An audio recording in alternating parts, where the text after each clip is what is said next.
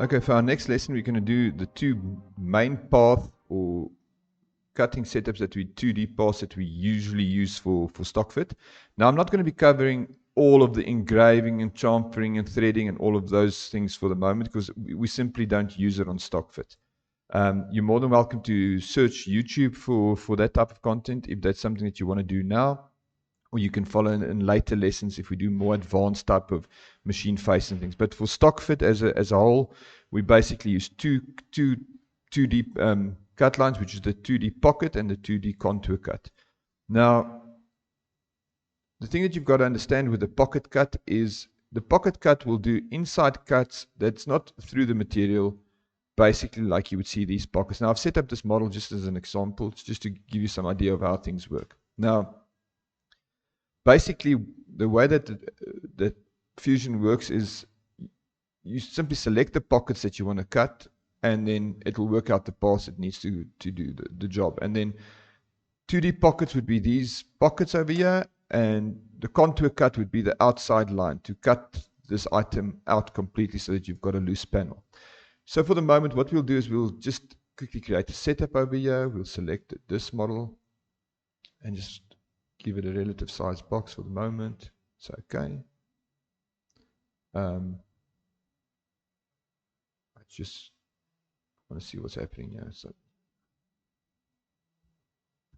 okay. Okay, so we've got our relative size box over here. So the first thing we're going to do is we're going to just set up a pocket cut, which is a 2D pocket. Make sure that when you select over here that you do select a 2D pocket and not the adaptive clearing. Like I said earlier, those two icons are very similar, and you can quite easily make a mistake. And they also kind of serve a similar purpose. But for this exercise, just go with a 2D pocket. And then all you have to do is just, on the pocket selection, select the pocket that you want to machine. We're not going to do this one now. I'll explain later. And then over here, we'll just select a tool. We'll go with a 6mm tool again, flat bit. And we hit OK. And then we can say, okay, so now we've got our pocket done, okay? Now, I think what we can do is just create some multiple depths. Oh, we've got that here. Let's put that at 1mm just to give you an reason. You can just see that, so you can see the blue parts. Now, the blue parts is as the machine runs, and you get an idea. Now, this is a 6mm bit. Now, why I left this path was because this path is, when you measure the width, it's a 5mm path. So a 6mm bit cannot do this job. Okay. So if I had to just duplicate this quickly, so this would be a 6mm bit trying to cut a 5mm slot, which obviously can't happen. And we hit OK. You'll notice that you get this little icon that gives you a warning over here. It means that the bit that you're using cannot, it creates an empty tool path because it cannot actually happen. But if you go into this and you change the tool to, let's say, a 3mm tool, and you hit OK, you'll notice that it does the path nicely, and you've got no error on the path setup here. So keep in mind that whatever tool you want to use needs to be able to fit into that actual path. Okay. So these are all your pockets. So if we had to just quickly just do this and run a simulation, you'll get your stock, and you'll basically see it cutting into this material slowly but surely. So I'll speed it up maybe a bit too much.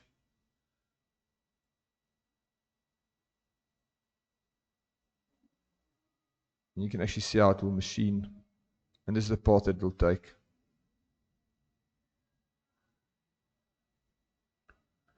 Then from there, we'll swap to a 3mm bit, and that would be the end result. This would be the end result of that path. Now you'll notice that you've got these inside corners. The reason for that is because we've got a 6mm bit, it'll leave a little bit of a soft corner. It can't cut a sharp corner, so you'll get these rounded corners.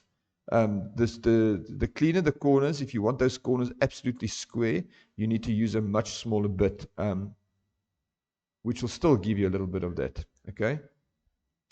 So that's the pocket clearances. So that's how we would do that. So for the I just want to set up this, just go to the setup again and then just take away this top offset and then generate this again and then generate this again.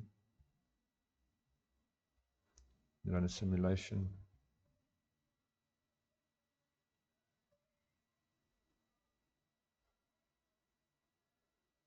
Okay, so you get the idea. So that is to do pockets, okay? Now, the next step would be to do a contour cut to cut this entire panel out. So the way we would do that is to select a 2D contour tool. Same rule applies. We'll just, for the moment, we'll select the 6mm bit, and then it's going to ask us which contour selection. We'll then select that bottom line, and we say OK. And then you'll notice that it works its way around. So again, just for the purpose of this exercise, we can drop it in multiple depths by, let's say, 2mm for now, just to give you a quick visual. So you can get an idea. Now, the blue lines would be 2mm as it steps down through the material. So let's just quickly run a simulation on this itself. So if you press play, you'll see the bit go down. And it starts cutting. Cuts and cuts and cuts all the way down. And off we go. So now we've got our full panel. If you look at the top, this whole thing has been cut out. And we've got our full panel. So we use the pocket, the 2D pocket cut and the 2D contour cut mostly. Now, the one thing on the contour cut, if you want parts to sort of remain in place, you've got the option of using tabs. Now you'll notice that when you click on the tabs icon, you've got these little tabs that are visible. So for the purpose of this exercise, I'm just going to make them 10mm by 10mm. Okay, the 10mm high might be a bit much. Let's do a 6x6 maybe rather. Give some sort of idea. Hit OK. You'll notice that the path is now set up around those. So if we do run a simulation again, and we hit the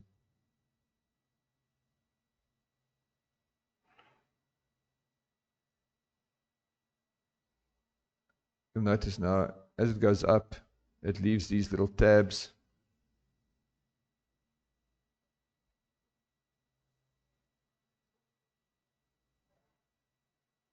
And at the end, we're left with these tabs, which means that all the machining parts, all the parts are done, but it's sort of like those old model aircraft type of things where you've got these little tabs that hold this position in place, and you'll just have to cut through these. So a way to do that, we obviously left quite substantial tabs on this one, but if you left it at a 2mm by 2mm type of tab at 30mm intervals or something like that, you get all these little tabs, which means this part won't move. But once you're done, you'll have to obviously clean off these tabs, which is a process that you need to do afterwards again. Maybe you don't feel like that. We don't usually use tabs. I like to get a clean edge this way. And that's basically it. Now, on the settings, there are so many things that you can change. You've noticed that we've used multiple depths. If we cancel that, stock to leave is just, basically, I just let it go past the stock a little bit, just for in case the vacuum isn't working so well or whatever. So I cut into my spoil board below by 0.6 of a millimeter, which is very little, but it does help.